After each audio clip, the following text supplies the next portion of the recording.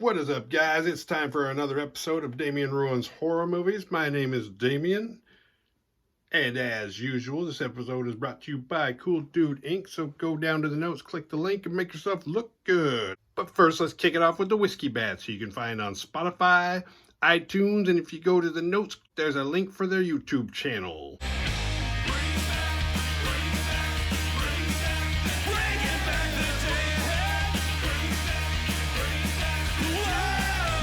Tonight's film is the 1987 classic, The Stepfather, directed by Joseph Ruben.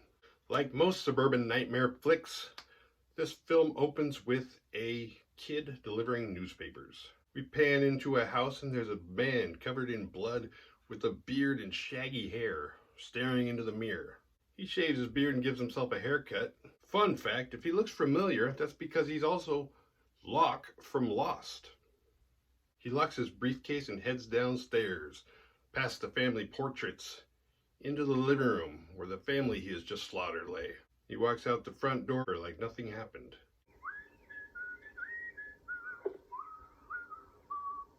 All that horror locked in the house behind him. Then he hops on a ferry, and when he gets out far enough, he throws away the briefcase, erasing all the evidence of who he once was. 1 year later, the screenplay is strong. In the first half hour, we learn Jerry's the murderer, Stephanie's the daughter who has a great relationship with her mom, except for the whole Jerry thing. She can't stand her stepfather, and she's seeing a psychiatrist because her dad died recently. If her dad was still alive, there'd be no Jerry and everything would be fine. The next day, Stephanie gets into a fight at school. I think in art class. Cat fight? And she gets expelled.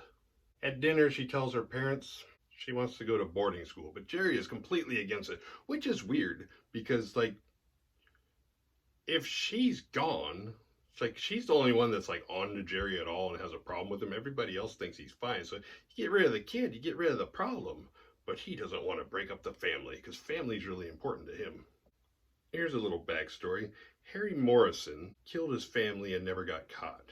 Harry is Jerry, and his ex-wife's brother, Jim, is on the case. Jim is what badasses looked like in the 80s. He didn't have a mullet, but he could grow one if he needed to. And he believes that Harry, or Jerry, is still in the Seattle radius. He's not too far away, and he tries to get a journalist to post the article and kind of not reopen the case, but reopen the story. See if anybody recognizes him. Jerry's a realtor. And he has a barbecue and invites all the people he sold houses to in November. It's kind of all about him. Let's celebrate me. I'm going to have a barbecue and give speeches. But a newspaper starts getting passed around.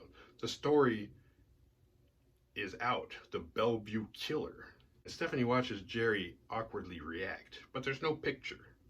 She goes down to get ice cream, and Jerry doesn't know she's down there, so he goes down there and just starts flipping out. Then he looks over and he sees Stephanie watching him. All we need is a little order around here. Order! You're a good boy. He's a good boy. Isn't he a good boy? You've got his little angels. He tries to talk his way out of it, but she's already had her suspicions. And now she's in danger. That's the scariest thing about these suburban nightmare stories. You're showing all your cars and everything you know to a guy that lives right next to you, or in this case, in your house. After everyone leaves, she goes outside and she finds the newspaper, and she takes the article to her friend and tries to explain, like, this is him, and tells her about what happened in the basement. Jim is a little irritated that the reporter didn't post a picture with the article that he posted. Stephanie kind of seems to have like a weird relationship with her therapist. Not sexual, but like she wishes he were her father. And he actually thinks that boarding school is a good idea. And he says he's going to get in touch and have a meeting with Jerry. Jerry checks the mail and intercepts a letter addressed to Stephanie from the Seattle Examiner that has inside the picture of the Bellevue killer, which is him. He takes it downstairs to the basement, then he starts practicing killing her. That night, the therapist calls Stephanie's mom and tries to set up an appointment with Jerry, and Jerry ain't having it. He doesn't want to talk to the therapist, especially because he knows that Stephanie knows. He knows that Stephanie's kind of onto him.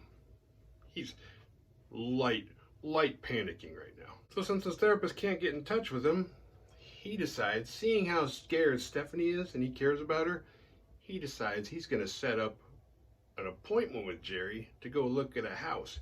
Incognito. He gives him a fake name. And while they're in the house, the therapist can't help but just start grilling him. And finally, Jerry kind of catches on. He doesn't know it's a therapist, but he knows this guy knows something, and he doesn't know. I mean, he's in a position where you got to be a little paranoid. It's not even paranoia at that point. These are rational fears. The guy's, imagine the chip on his shoulder. And so he beats the therapist to death with a 2x4. And then when he checks his ID and sees his name, he sees it's the therapist. So now he's got to get rid of the body and make it look like a legit accident. Jerry puts the therapist into his car, seatbelts him up, puts a rag in the gas tank, lights it, and launches him down a ravine. Goodbye, therapist.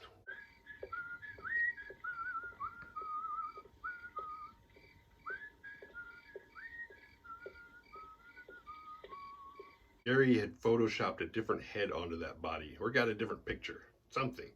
And then he resealed it so that Stephanie has the fake picture and sees that it's not him. So she takes it to her friend's house. She's like, I guess I was wrong the whole time. But she doesn't believe it.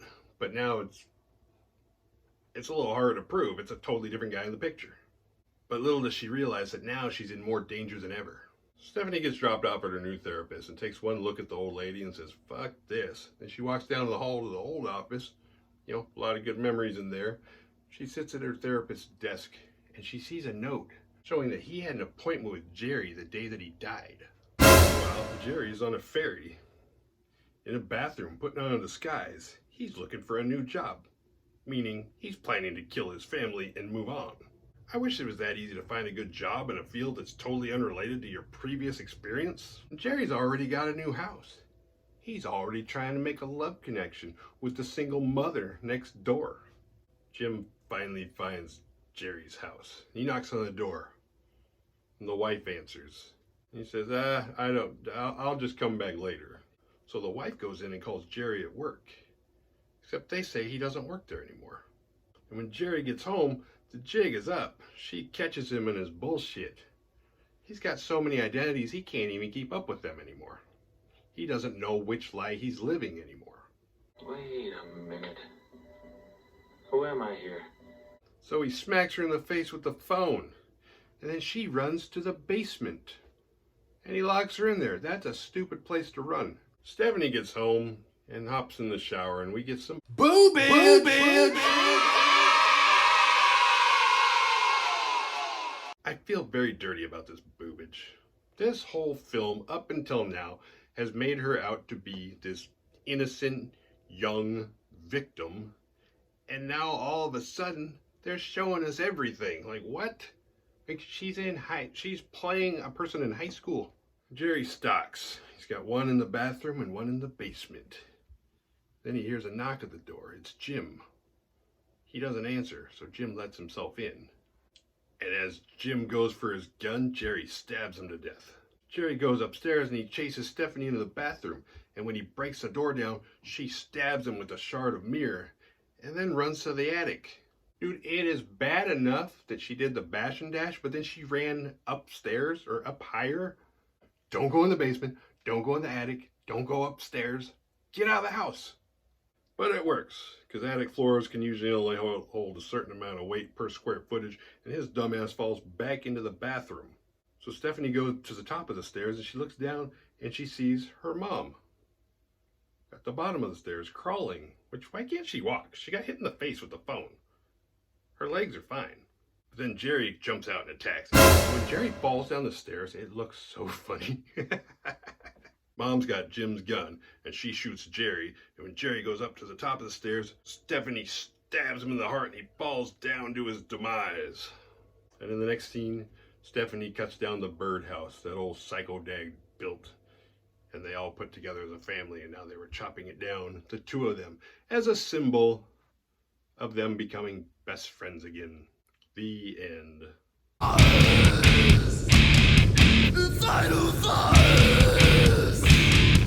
This concept became a common theme in 80s horror and thrillers. The suburban neighborhood where everything looks fine on the outside. The freshly maintained landscape that hides all the horrors going on inside the house. This was especially scary for me because I was a paperboy back then. I had to knock on these guys' door once a month, all 95 pounds of me. But it's funny because Jerry, instead of like actually talking, he would just say like the names of TV shows, and not like in a cool way like, what's happening or good times. But he'd like name old ass TV shows. Rin Tin Tin. Father knows best. It's almost like he watched too much TV, like he was the main character from that old show, Dream On. It wasn't until I got in high school I realized horses couldn't talk. But there's a scene where the truth comes out. Maybe they disappointed him. If you look close in that moment, you can feel his disappointment. This film is actually about trying to be somebody you're not. All the whimsical impulses that we want to give into, but we don't. When you achieve all the things you've wanted, but it turns out it's not enough, and you have to wear a mask. Everyone sees your face. Everyone sees that smile. You become that fresh-cut lawn hiding the evil inside. And the more you play that part, the better you get at it, and the more you become a ghost. And the only way to kill that ghost is to kill the past. And that's why he marries into existing families. The Badass Award goes to Stephanie for knowing all along, but at the same time being a troublemaking teenager with no credibility. Of course nobody's going to believe the jealous kid, but in the end she persevered and killed the enemy. Or did she? What did we learn? Survival tales. Don't kill your family. Don't flip out in the basement.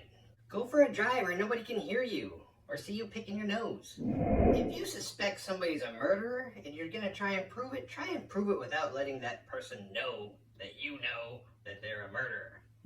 If you enjoyed this episode, don't forget to like and subscribe and share. Tell a friend to tell a friend, and I will see you next time.